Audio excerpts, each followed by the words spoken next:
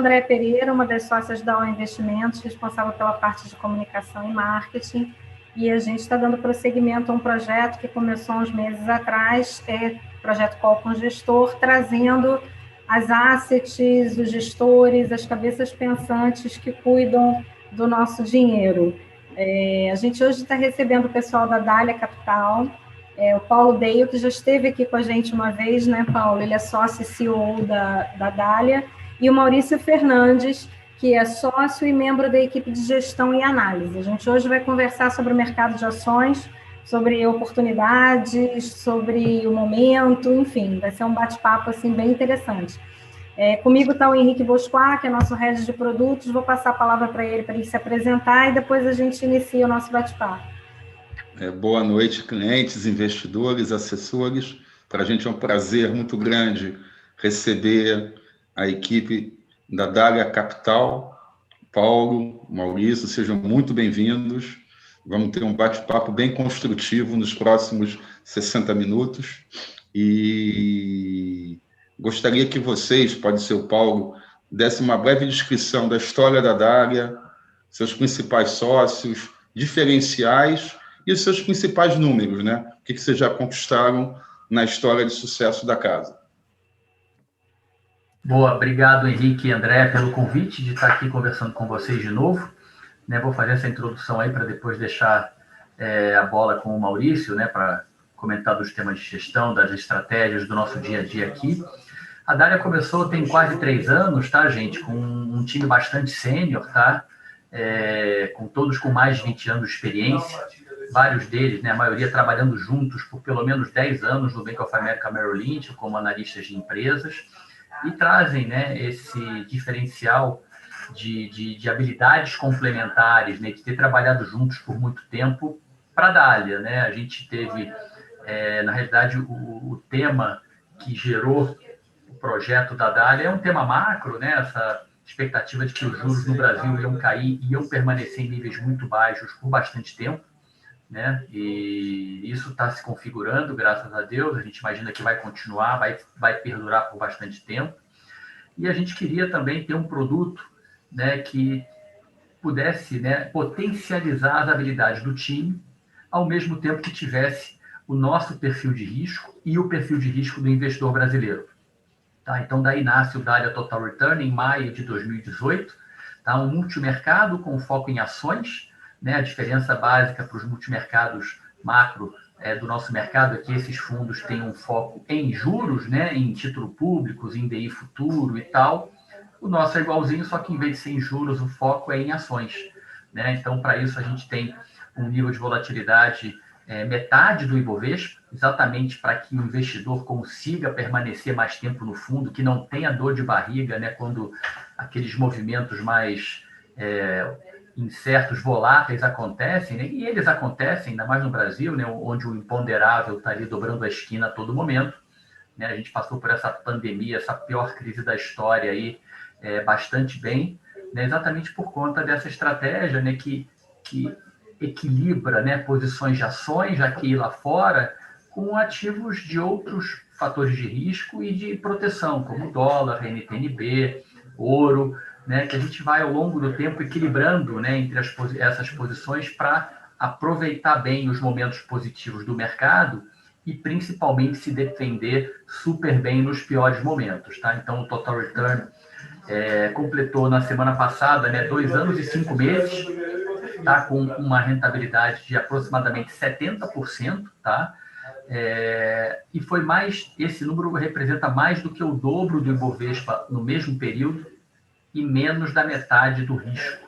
Tá? Então, é uma relação risco-retorno extremamente eficiente, tá? Talvez a melhor dos fundos multimercados no Brasil nesse período, e a gente espera continuar nesse mesmo ritmo, não só com o Total Return, mas também com as nossas outras 2 estratégias, o Dália Ações, que é um fundo de ações long only, que busca superar o IBX ao longo do tempo. Tá? Esse fundo também tem tido um desempenho absoluto e relativo bastante positivo. Ele supera o IBX nesse período em 15%, tá? Até também sexta-feira passada.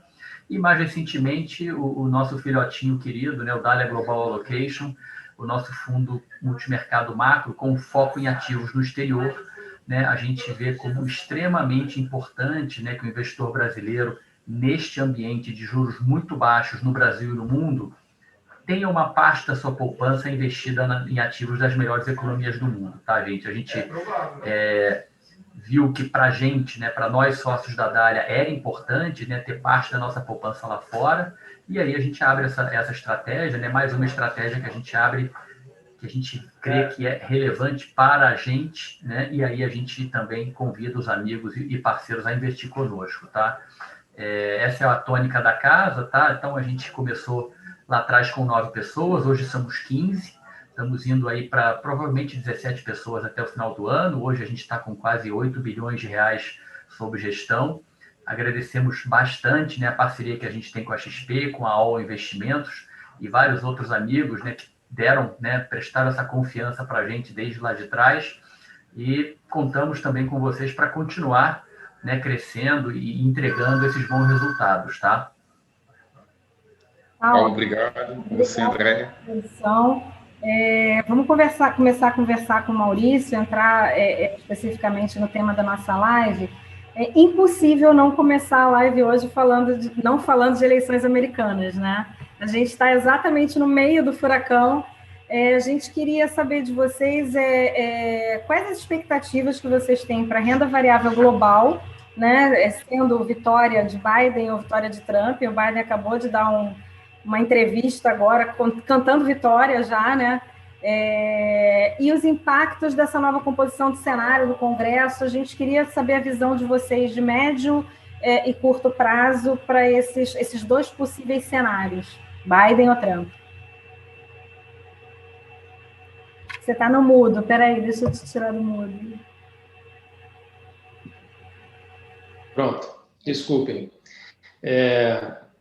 Bom, realmente, como você falou, André, não tem como evitar falar do assunto. A gente tem, acho que é importante comentar com as pessoas, o Paulo chegou a falar sobre isso, a gente tem um foco mais a médio e longo prazo, a gente tenta separar o joio do trigo, a poluição das notícias, o político, essa coisa toda no Brasil e no mundo, para focar no fundamento das coisas, né, para onde as coisas vão, porque a gente sabe que é inerente ao político que seja volátil, né? Então a gente costuma tentar evitar ao máximo se poluir, né?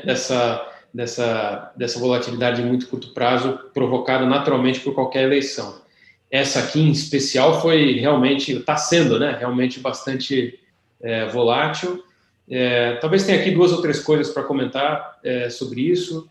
Primeiro, o mercado estava com uma expectativa, ou vinha com uma expectativa que variava ao longo das últimas semanas, vinha com uma expectativa de que os democratas ganhassem tanto a Casa Branca, né, a eleição com Biden, como o Congresso, o que se chamou de onda azul, ou blue sweep, como os democratas ganhando todas as casas, né, como os republicanos ganharam na última eleição, né, em 2016, com o Trump. Isso é improvável que aconteça, né, essa acho que é a primeira coisa que, vamos dizer assim, que deu uma certa surpreendida no mercado, global, eu diria, o fato de eles é improvável que eles consigam realmente ganhar o Senado. E com isso é provável que o Biden acabe ganhando a eleição, mas sem ainda numa aquela situação que se chama de Goldilocks, né, em que nenhum partido domina os 2 poderes. Então, é uma situação que leva, hoje, como consequência disso, talvez seja a segunda coisa que valesse a pena comentar, como consequência disso, imagina que a Bolsa Americana, seja o Nasdaq, ou seja o S&P, mas principalmente o Nasdaq, são dominados... Desculpe, apareceu aqui. Desculpe. O Nasdaq e o S&P são dominados por empresas de tecnologia, né? E havia um receio de que os democratas, levando todo o Congresso à Casa Branca, ou então se os republicanos, não era tanto o caso, né? Mas se um partido levasse tanto o Congresso quanto a Casa Branca, que isso poderia levar uma regulamentação mais severa contra essas empresas de tecnologia que têm dominado o mundo, né? Eu diria, dominado o mercado americano, dominado o mundo. Existe uma certa retórica contra a dominância dessas empresas, seja o Facebook, o Google, né, que são os mais comentados sobre isso. Então, o fato de que não é essa situação, né, a situação é de divisão de poderes, né, divisão de partidos entre os poderes, isso fez com que os mercados subissem hoje, né, principalmente o mercado em geral no mundo, mas o mercado americano. Um segundo fator que fez com que as bolsas subissem hoje, e até tivessem subido um pouco ontem, é que a eleição por si só, o fato de você eliminar, tira uma incerteza da frente do caminho, já deixa as pessoas um pouco mais seguras, sabem onde elas estão pisando, né? Então, isso torna as coisas mais certas. Por que não está tão certo ainda? Primeiro, porque a gente não tem certeza ainda se o Senado é realmente republicano, é muito provável que seja. A gente não tem certeza ainda total se o Biden é o vencedor, mas é muito provável que seja. Mas o mais importante, não tem certeza ainda se vai ter contestação ou não. É possível, talvez provável, que tenha contestação dos republicanos contra a eleição do Biden, principalmente pelo volume de votos que vieram pelo correio, né? Principalmente esse ano por conta da pandemia. Então, essa é uma incerteza que continua existindo. Ela é uma incerteza que é uma incerteza que tende a ser temporária, porque imagina, assim, vai se resolver isso em algum momento, mas nesse meio tempo, imagina, a gente não sabe quanto tempo, pode durar semanas, uma discussão na Justiça, uma discussão na Suprema Corte Americana, que leve a uma incerteza ainda grande no mercado e a tendência que haja volatilidade. Tá? De qualquer forma, olhando um pouco mais adiante, eu até provoco um pouco a discussão, eu não consigo lembrar de uma eleição americana em que eu digo que eu provoco, né, porque eu provoco vocês a me ajudarem a tentar lembrar de uma eleição americana em que seja um democrata que foi eleito, seja um republicano que foi eleito, as instituições americanas são tão fortes, são tão grandes, que a gente tem uma mudança de política um pouco para lá, um pouco para cá. Mas no final das contas... no final das contas, não muda muita coisa. É a tal da Pax Americana que a gente comenta bastante aqui na Dália, né? Então, eu queria talvez tirar um pouco dessa apreensão, né, que as pessoas têm, que todos nós temos, né? Eu não me lembro também, assim, eu acho que ao longo das últimas eleições americanas, o mercado brasileiro, os brasileiros em geral, foram acompanhando cada vez mais. Eu não me lembro de ter visto debate ao vivo em televisão brasileira, debate de eleição americana ao vivo. Esse negócio está cada vez mais inerente, impactando a nossa vida, impactando o investimento das pessoas. Estão preocupadas com os seus próprios investimentos, o impacto que isso tem em geral. E é muito bacana, né, ver isso acontecer aqui no Brasil. Mas eu queria tirar um pouco dessa apreensão e dizer que, com o tempo, essas coisas se ajeitam baseadas na democracia e aí assim, a vida tende a voltar um pouco ao normal. Vamos lembrar da eleição de 2016? O mercado não queria que o Trump fosse eleito. O mercado queria que a Hillary fosse eleita, porque a Hillary era a continuação do Obama. Então, quando o Trump... foi essa surpresa, né? Quando o Trump se elegeu, né, ficou claro no dia seguinte que ele ia ser o presidente, eu lembro as bolsas caírem. Para depois, não, espera um pouquinho, não é tão ruim assim, volta e vamos comprar mercado. Então, espera um pouquinho, espera o tempo passar, se não tiver grande briga em Suprema Corte, etc., com o tempo isso vai se dissipando e a nossa visão sobre ações no mercado global é positiva, tá? Por diversas razões que a gente pode entrar aqui na discussão, quando vocês quiserem, mas, assim, eu queria não alongar tanto a resposta, na visão sobre... curta, né, sobre a eleição americana, por enquanto é essa. Bom, ótimo. Deixa eu pegar aqui um gancho para a próxima pergunta, que eu queria tratar exatamente do Pax Americana, e fazendo menção às cartas mensais, eu gostaria dos comentários de vocês dos diferenciais positivos dos Estados Unidos, para que se consolidasse como uma potência global dos últimos 70 anos, e provavelmente das próximas décadas. Vocês citam a chamada Pax. Vocês podem explicar um pouquinho, de forma resumida, as questões favoráveis dos temas geografia, demografia e tecnologia? Claro, com todo prazer. A gente, assim, até para que as pessoas entendam, Pax Americana, esse nome, ele provém ainda o mais recente é o Pax Britânica, né? É quando uma nação se impõe sobre as outras ações e passa a dominar, passa a ser a nação mais influente, mais dominante por um determinado período de tempo, né? No século XIX foi a Pax Britânica, no século passado já foi uma divisão entre até a Segunda Guerra Mundial, com uma consolidação dos Estados Unidos no que se tornou a Pax Americana, né? E isso, até convido as pessoas, se puderem, é muito bacana.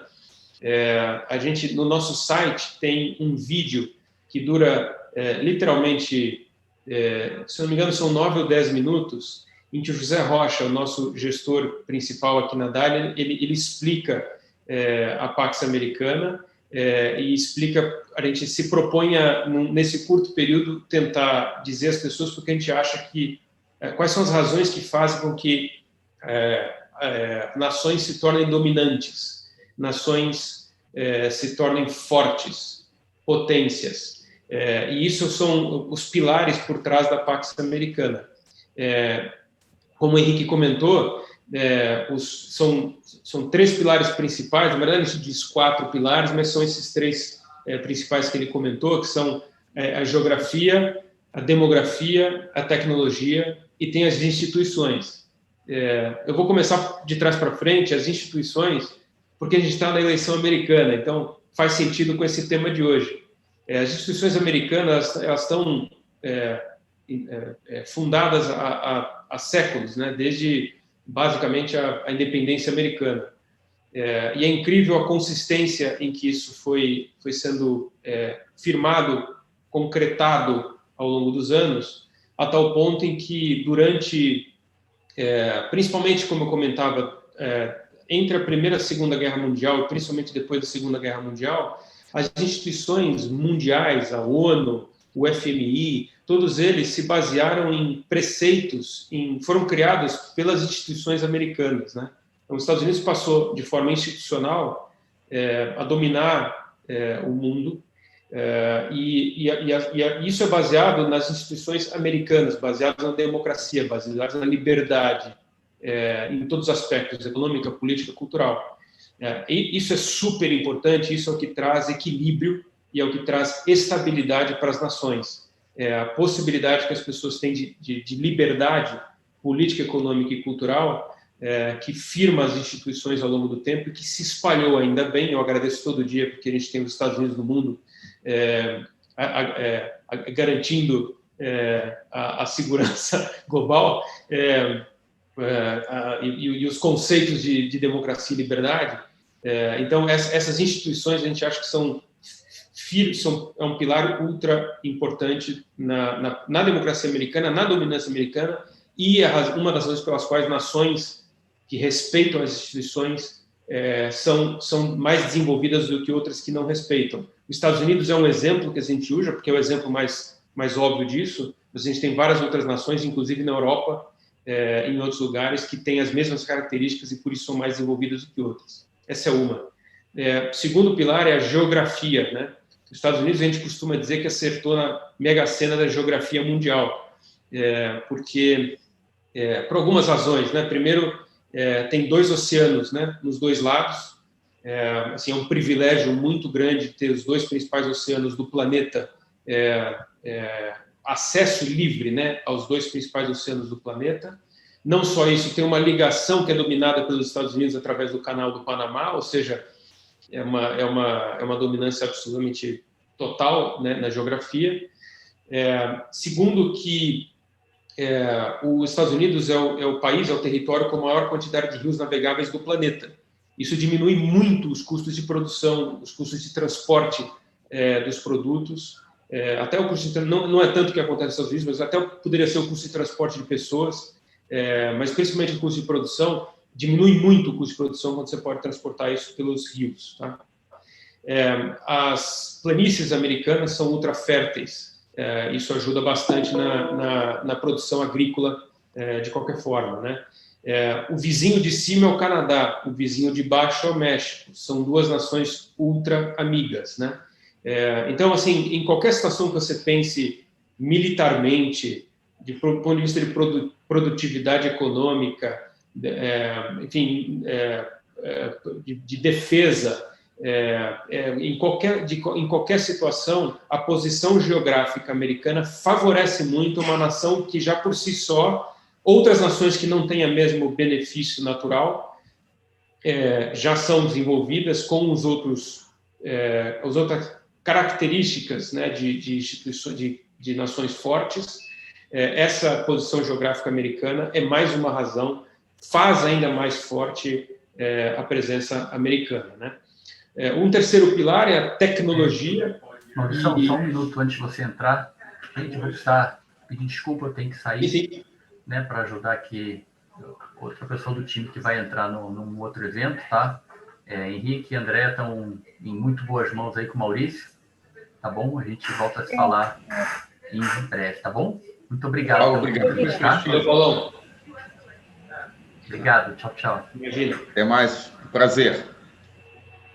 Bom, então, como eu estava dizendo, o terceiro pilar sendo tecnologia, né?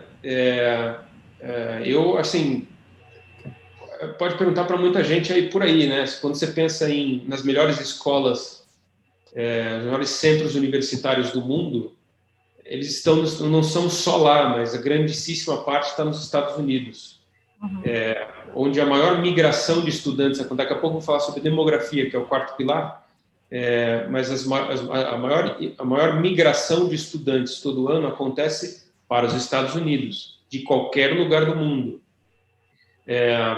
O desenvolvimento tecnológico proveniente, assim, a liberdade, as instituições que dão liberdade política, econômica e cultural, a geografia nesse caso nem tanto, mas isso faz com que o desenvolvimento tecnológico americano tenha sido absolutamente visível e óbvio à frente de qualquer outro tipo de nação.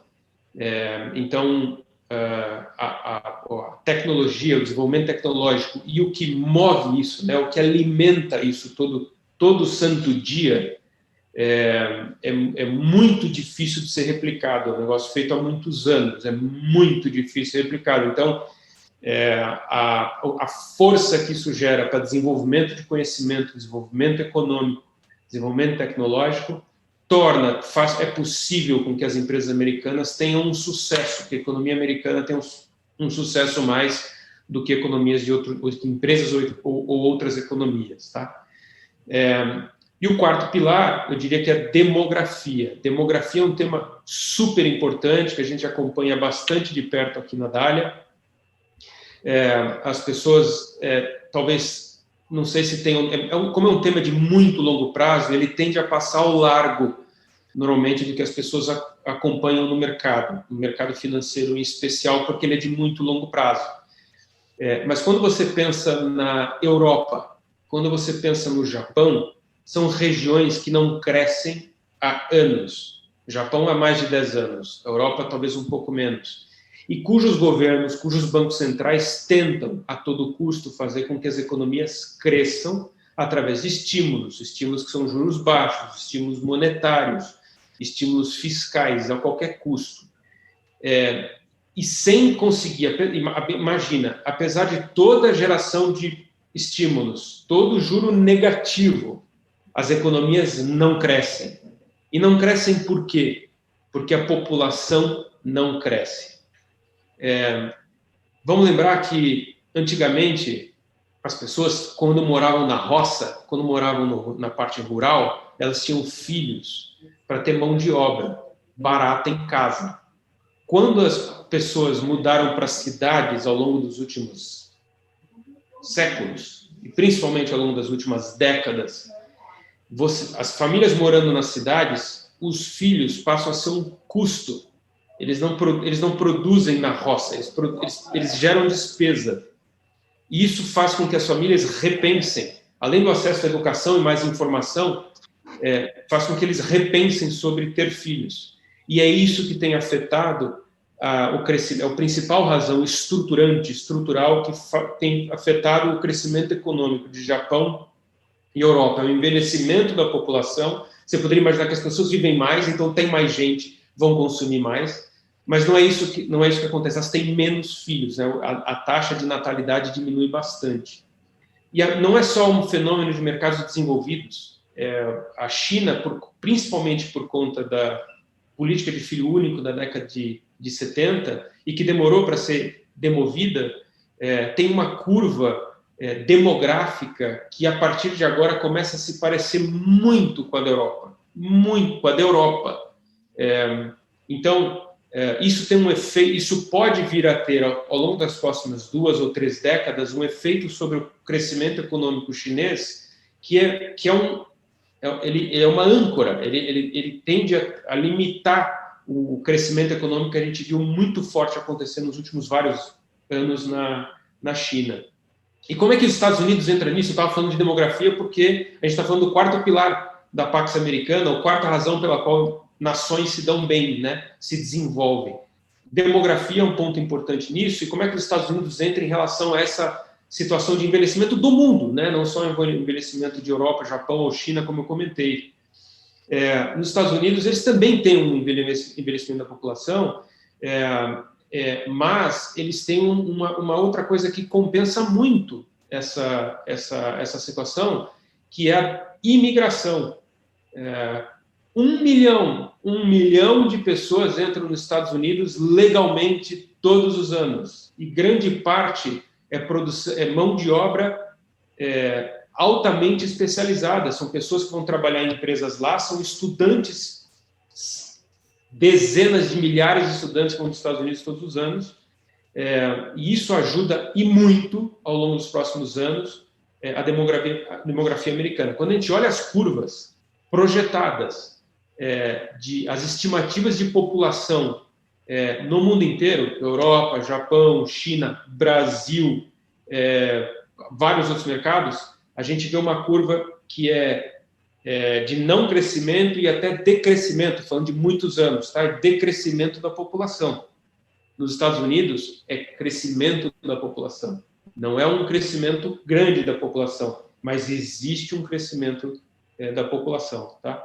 Países que têm muito crescimento populacional, no tema da demografia, são Índia, os países da África. Todos esses ainda vão ter muito crescimento demográfico. Os outros ou não têm, ou caem, ou crescem um pouquinho. E os Estados Unidos caem nessa situação de crescer um pouquinho, graças à imigração. Então, quando a gente junta isso tudo, né, a mega-sena da geografia, o desenvolvimento tecnológico, as instituições que impulsionam esse negócio, que não deixam a peteca cair, e a demografia, que no caso dos Estados Unidos ajuda, não atrapalha, difícil lutar contra isso, né? Assim, na verdade, não precisa, a gente pode abraçar esse negócio e ir junto com eles. Então, Henrique, desculpa a resposta longa, mas a gente se empolga com esse tema, que a gente gosta de falar bastante, mas o conceito da Pax Americana e de nações que se desenvolvem mais do que outras é esse. Essa resposta vai ajudar e muito no que a gente vai entrar com mais profundidade nos próximos 30 e poucos minutos, né? Porque esse embasamento é um diferencial, acho que foi muito bom você compartilhar tão bem aqui com nossos clientes e assessores. Andréia, contigo. Sem dúvida. Deixa eu aproveitar que você falou dos Estados Unidos, você falou de China. Para a gente poder sair do global e vir aqui para a América Latina, eu vou te fazer uma última pergunta e vou te desafiar a responder rápido.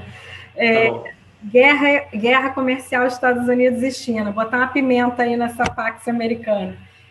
Como é que vocês estão vendo essa guerra comercial, agora talvez mudando de presidente, né?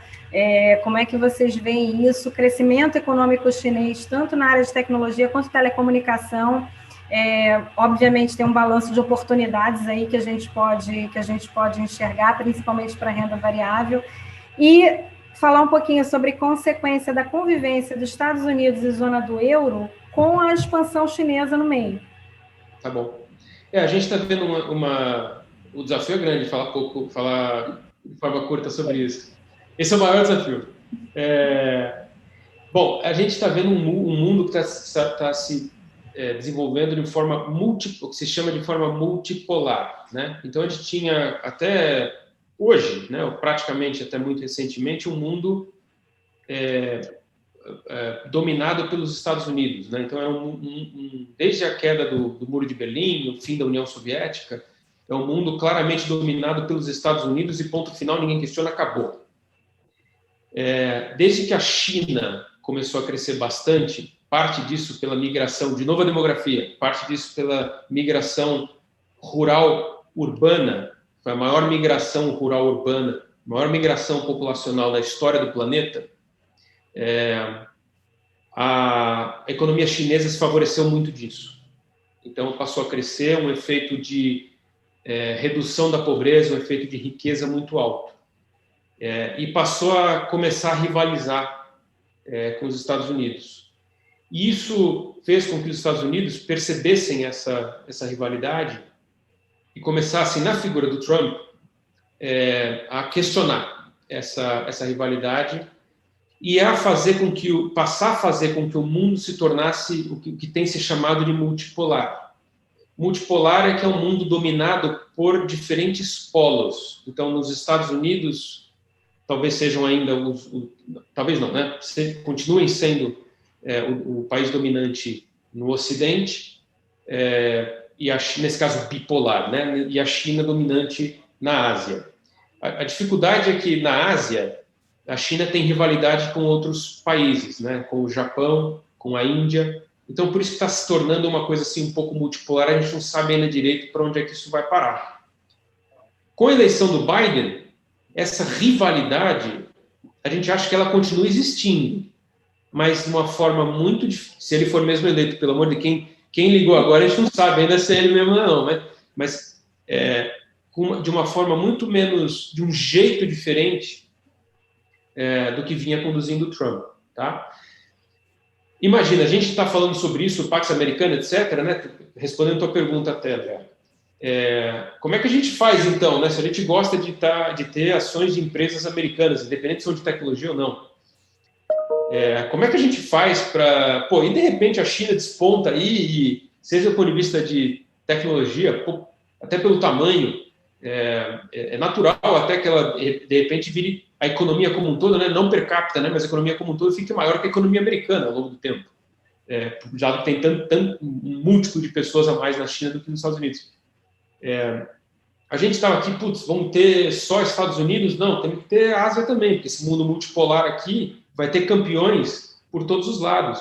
E a gente se pegou assim com uma metáfora que a gente dá risada sobre ela, assim, se eu tenho a possibilidade de ter o Cristiano Ronaldo, o Messi e o Neymar, os três, para que eu vou ficar escolhendo tanto entre um ou outro? Né? Sim, essa é uma situação clássica em que os dois podem se dar bem. Tanto China quanto Estados Unidos, numa situação dessa, uma situação de rivalidade competitiva, não militar, tá? Mas numa rivalidade competitiva, podem se dar bem. Então, a gente acha que tem jogo, tem oportunidade de investimento, tanto nos Estados Unidos quanto na China. A gente tem uma tendência maior, até pela diversidade, a quantidade de alternativas de investimento, muito mais nos Estados Unidos do que na China. Mas a gente não... a gente tem ações de empresas asiáticas no nosso portfólio, tá? Mas, enfim, essa é a forma como a gente resolveu essa questão foi ter os dois, né? Não ficar tanto escolhendo, não precisa ser só um ou só o outro, né? Acho que ter os dois é uma situação absolutamente normal. Perfeito. Henrique, você está no mudo. Oi. Vamos caminhar aqui para o nosso tema mais relevante, né? E focar esses últimos 30 minutos aqui. E vamos pensar um pouco em América Latina e Brasil, né? Quais são os pontos fortes que a gente pode destacar em renda variável da América Latina, excetuando o Brasil? Como tais países e suas empresas estão atuando para minimizar os impactos da recessão e qual é o peso das alocações em Latam no portfólio da Dália? Se você puder dar um ritmo para a gente concluir esses últimos 25 minutos com mais umas 5, 6 perguntinhas, para dar um bate-bola bem bacana. Eu vou começar de trás para frente, tá? A gente é um fundo de investimento que pode investir na América Latina e, inclusive, fora da América Latina. No Total Return, que é o fundo principal da casa, que o Paulo comentou, normalmente é 80% América Latina e 20% bolsa ou outros ativos do exterior, tá? desses 80% que são América Latina, grandíssima parte de longe é Brasil. Tá? A gente tem um ou outro ativo, hoje em dia, fora do Brasil na América Latina. Tá? São ativos que a gente acha que são muito bons para se ter, independente de qualquer coisa. O que aconteceu nos últimos anos na América Latina foi que o México elegeu um presidente que a gente não vê de forma favorável para mercados. O Chile é pequeno, a Argentina dispensa comentários. Então, tem uma outra oportunidade, Colômbia, Peru e outras ações que a gente costuma chamar de pan-americanas, né? Mercado Livre é uma delas, né? Mercado Livre é uma empresa, nasceu na Argentina, mas o Brasil é o principal mercado de longe. Então, tem outra empresa na Argentina, que vocês pouco ouviram, uma empresa que se chama Globant, mas ela presta serviços para multinacionais, principalmente multinacionais americanas. Ela também nasceu na Argentina, mas é listada na Bolsa em Nova York, assim como o Mercado Livre. Então, são ações pan-americanas, que não são brasileiras, mas que têm presença no Brasil, Globant menos do que Mercado Livre. E tem uma ou outra empresa fora do Brasil, na América Latina, que a gente tem. Tem uma geradora de energia elétrica na Colômbia. A gente já teve, hoje não, né, mas a gente já teve aeroportos mexicanos. Então, alguma outra, né?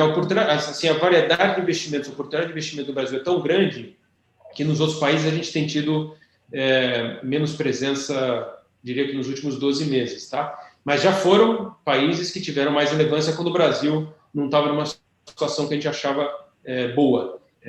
Então, respondendo de trás para frente, são pouquíssimos ativos fora do Brasil na América Latina que a gente investe hoje em dia, para contar aqui na palma da mão, tá? Nos dedos de uma mão. Outra parte da pergunta, né, Henrique, como é que as empresas estão se preparando? Olha, uma característica muito marcante dessa pandemia, né, como é que elas fizeram, a gente não viu empresa brasileira quebrar. Sim, se viu uma ou outra, mas assim, das principais está todo mundo capitalizado. Todo mundo se preparou ou antes, ou não tão durante, né, mas depois, uma vez que a pandemia passou, os mercados voltaram a subir, muitas empresas se capitalizaram, os IPOs voltaram, né, as ofertas de capital para empresas que já têm capital aberto na Bolsa voltaram também. Então, a gente não vê empresa grande, empresa de Bolsa, com problema de balanço, assim, realmente não existe. E os resultados das empresas têm reportado desde o segundo trimestre para o terceiro trimestre mostram realmente uma recuperação muito grande. É sempre importante a gente lembrar que a Bolsa americana reflete a economia americana.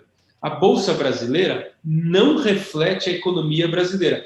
Óbvio que, em parte, ela reflete, mas são empresas que já passaram por um filtro antes de se listarem na Bolsa, mas principalmente depois, com acesso a capital, com acesso à governança, com melhores pessoas tocando essas empresas, e que fizeram, com a pandemia, tomaram a oportunidade de se fortalecerem ainda mais. As empresas grandes se beneficiando em detrimento de empresas menores, menos capitalizadas, com acesso a menos mercados. Então, essa foi uma característica muito forte das empresas que estão listadas em bolsa, tá? De qualquer forma, quando a gente traz um pouquinho para o lado econômico, a gente imagina que, embora todo mundo que está aqui está meio escandalizado com a inflação, que a inflação subiu, é o arroz, é o tomate, é não sei o que subiu para caramba.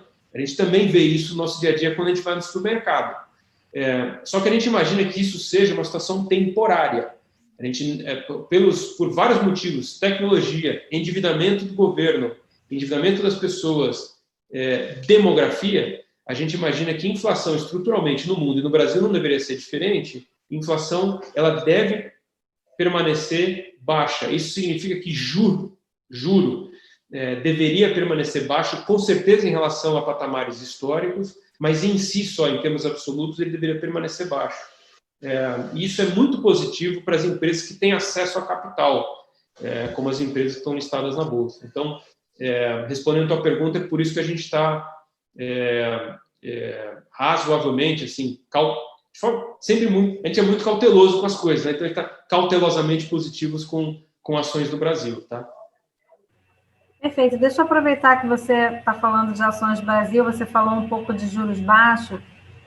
O que nesse momento, esse juro real negativo, que é o que está acontecendo, inflação muito alta, CDI muito baixa, Selic muito baixa, o que isso pode trazer de benefício para as aplicações em ações, em renda variável, no médio e longo prazo, e o impacto desses juros mais baixos no valuation das empresas? Claro, bom ponto, André. Assim, com o juro negativo, né? Aliás, é o primeiro mês que a gente vê em muitos anos, né, que o juro está negativo no Brasil, né? É uma quebra de paradigma esse negócio. Mas se ele não é negativo, ele é muito baixo de qualquer jeito. Então, isso tem um impacto, de qualquer forma, sobre a forma de que as pessoas deveriam encarar o investimento. O que a gente acha de forma muito simples é que isso favorece ter ativos reais. O que são ativos reais, para quem não está familiarizado com o termo? São ativos não monetários, vamos dizer assim, né? São imóveis, ações, são coisas tangíveis que têm valor de troca. E isso é uma das razões pelas quais a gente imagina que ter ações, mesmo que você esteja preocupado, tem muita gente preocupada com o fiscal no Brasil, o impacto que isso pode ter com o câmbio no Brasil. Então, como é que você se protege em relação a isso? Você precisa de ativos reais, você precisa também de dólar, você precisa de ouro, você precisa dessas coisas que te deem respaldo numa situação em que você tem receio sobre o valor monetário do dinheiro. Quanto é que vale o real em relação a outras moedas, né? Então, ter ativos reais, a gente imagina que seja uma forma de ganhar dinheiro, inclusive, mas no mínimo de se proteger contra uma situação em que você pode ter juro real negativo, que é uma situação que já existe há muito tempo na Europa e no Japão. Muito bom. Deixa eu pegar aqui um gancho também. A gente falou um pouco de tecnologia, essa palavra aqui já foi dita umas 3, 4, 5 vezes nesse nosso bate-papo. Vamos pensar em tecnologia de uma forma mais ampla. Envolve telecom, saúde, educação, consumo, ou seja, envolve tudo que está ao nosso redor.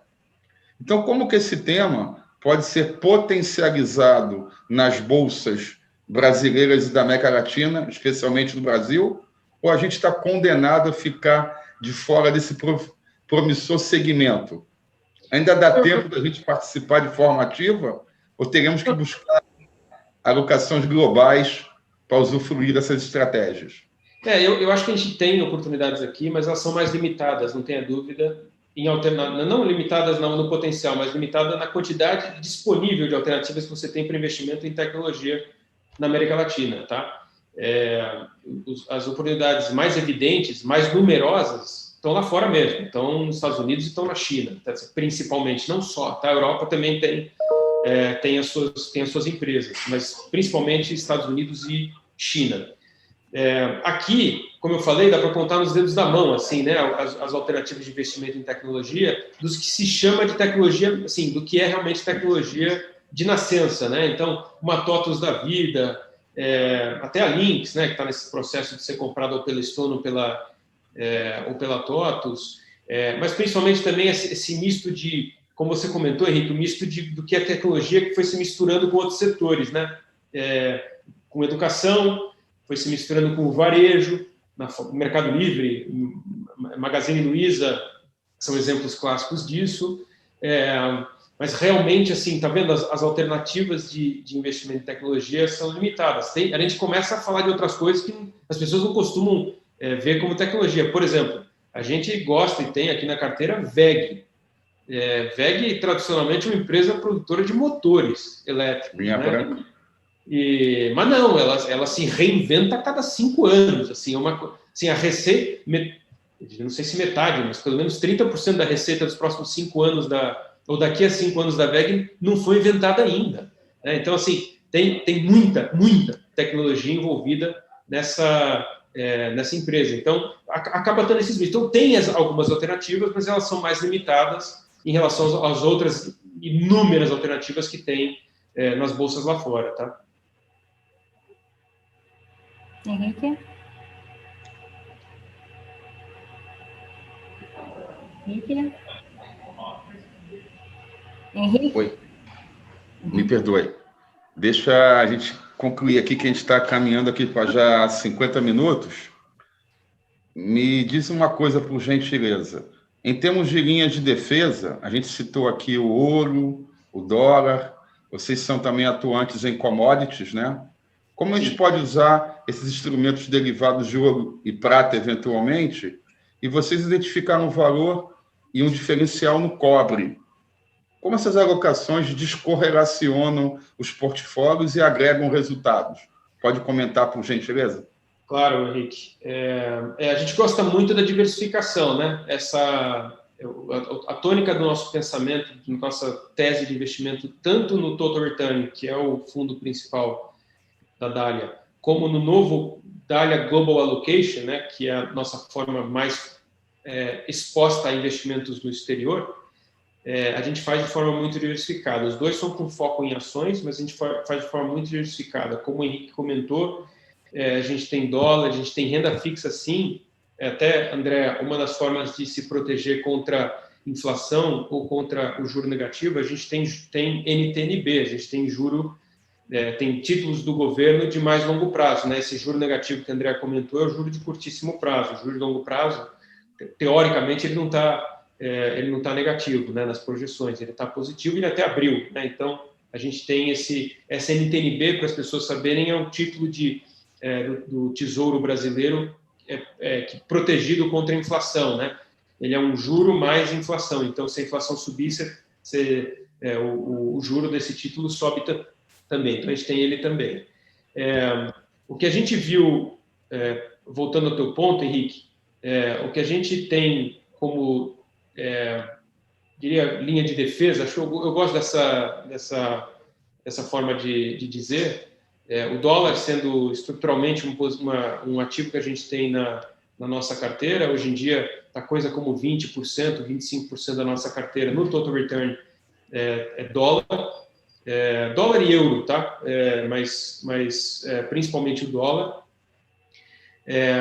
As commodities hoje, eu diria que em metais em geral, cobre e ouro principalmente, a gente tem mais ou menos 10% da carteira nesses dois metais. Entrando um pouquinho neles, né?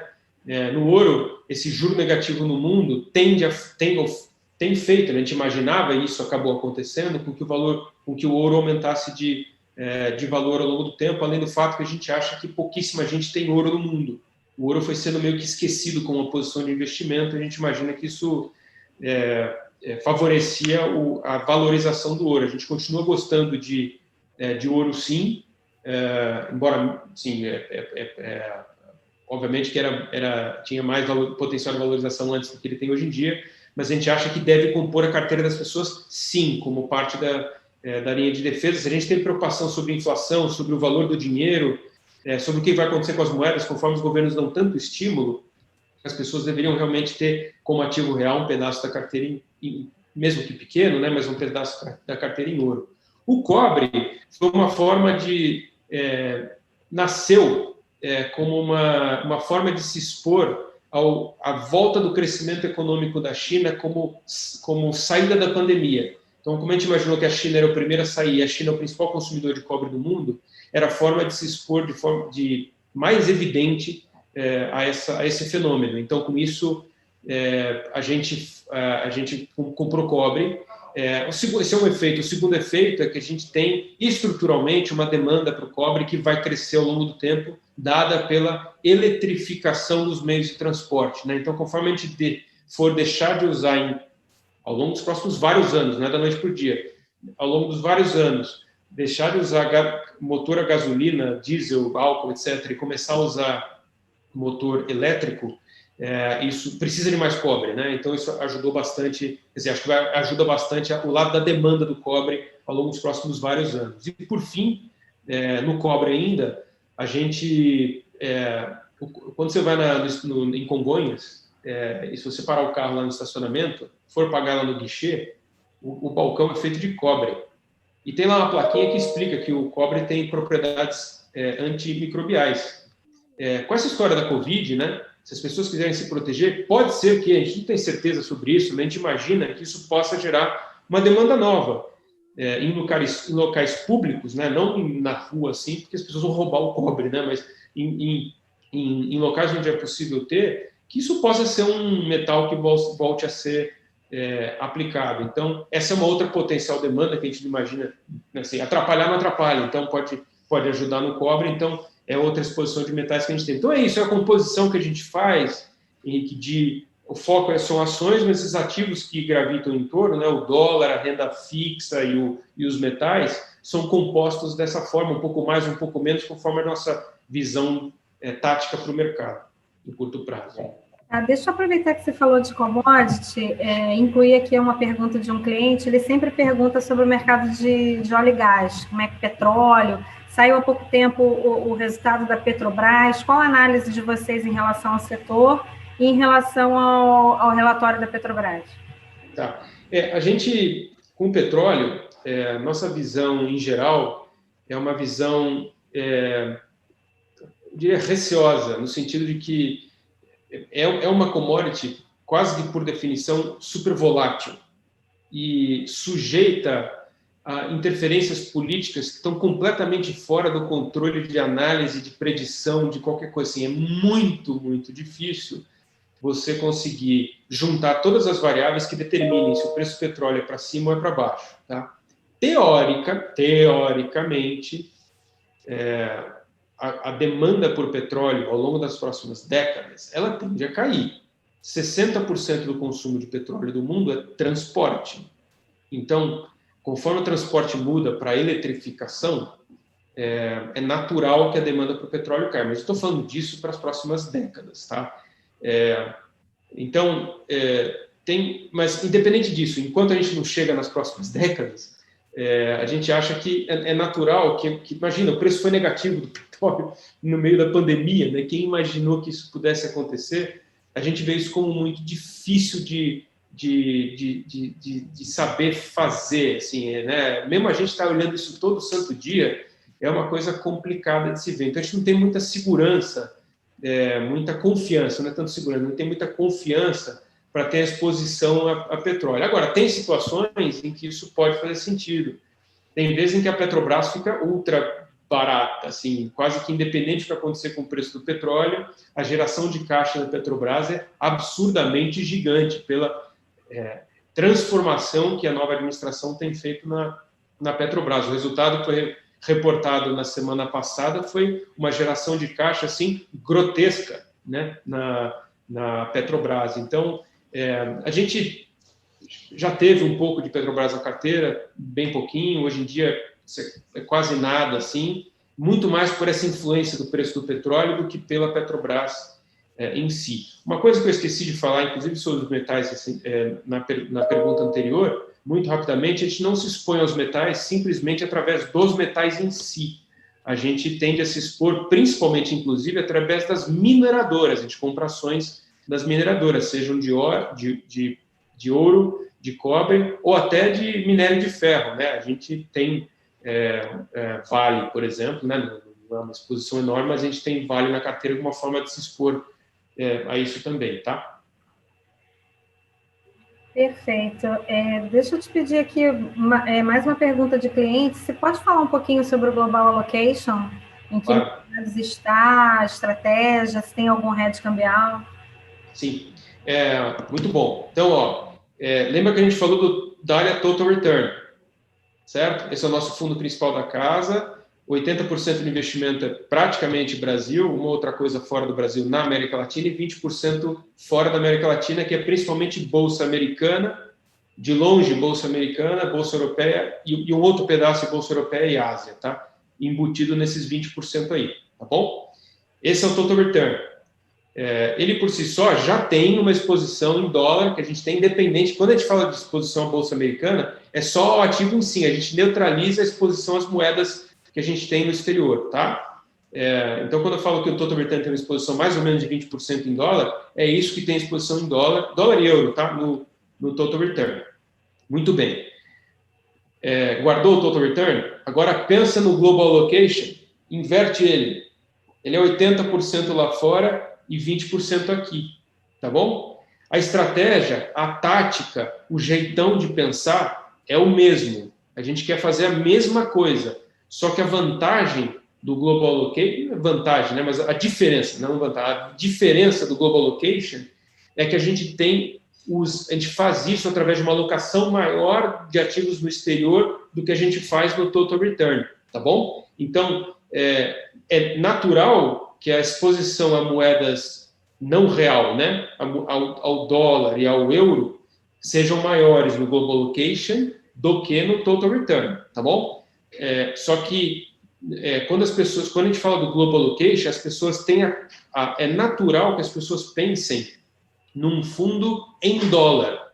Não é isso, tá? A gente parte da nossa cabeça, parte da nossa estratégia de investimento é dizer quanto de dólar a gente quer ter no Global Allocation.